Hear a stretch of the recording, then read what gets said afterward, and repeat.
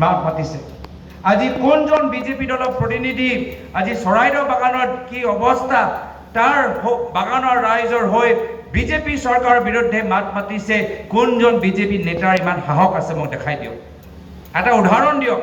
এটা নাম মোক কওক এজনো নাম নাপাব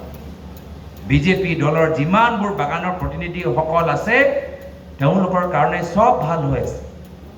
তেওঁলোকৰ কাৰণে চৰকাৰ খুব ভাল কাম কৰি আছে তেওঁলোকে মূল্যবৃদ্ধি দেখিব পাৰা নাই তেওঁলোকৰ মিঠাতেলৰ দাম যে বাঢ়ি গ'ল দেখা পোৱা নাই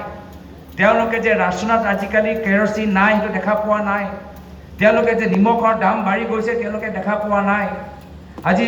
ল'ৰা ছোৱালী স্কলাৰশ্বিপ যে সংখ্যা কমি গৈছে তেওঁলোকে দেখা পোৱা নাই আজি হস্পিটেলৰ ভিতৰত এম্বুলেন্স নাই তেওঁলোকে দেখা পোৱা নাই বিজেপি দলৰ চাহ জনগোষ্ঠী প্ৰতিনিধিসকলৰ বাবে সব শান্ত সব ভাল সকলোৱে আজি শান্তিত আছে সেইটোৱে বাস্তৱ কথা নেকি সেইটোৱে সঁচা কথা নেকি আপোনালোকে কওক আজি বাগানৰ ৰাইজ শান্তিত আছে নেকি আজি চৰকাৰে খুব 100% ভাল কাম কৰিছে নেকি কিন্তু কোনজন বিজেপি দলৰ নেতা বিধায়ক মন্ত্ৰী চৰকাৰৰ ভুল আঙুলিয়াই দিছে পৰম্পৰা নাই এয়া হ'ল বিজেপি দলৰ আদৰ্শ যে বাগানৰ শ্ৰমিক হৈ থাকক বেছি জোৰকে মাত মাতিব নালাগে বাগানৰ শ্ৰমিক পইচা লৈ থাকিব লাগে বেছি আন্দোলন কৰিব নালাগে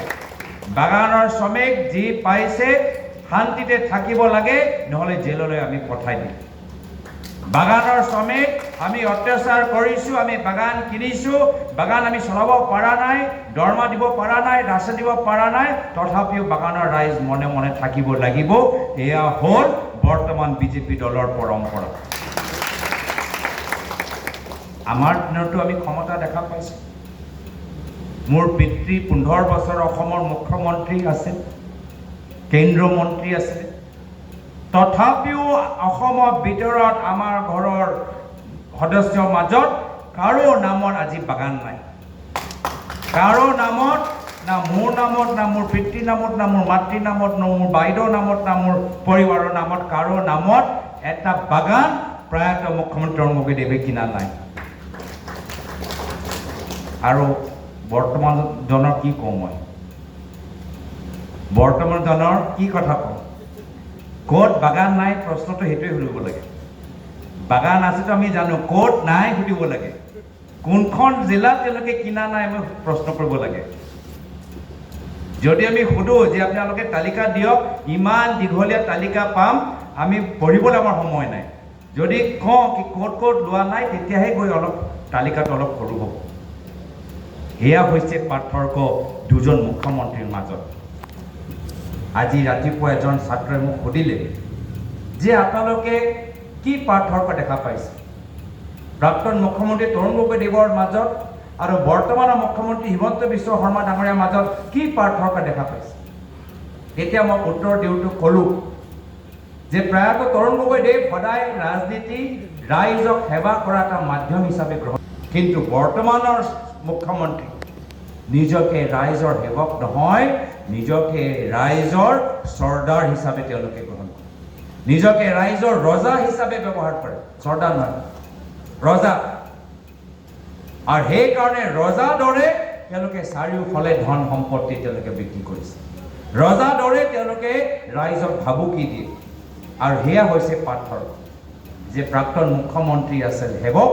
আৰু বৰ্তমান মুখ্যমন্ত্ৰী হ'ল এজন ৰজা আৰু ভৱিষ্যত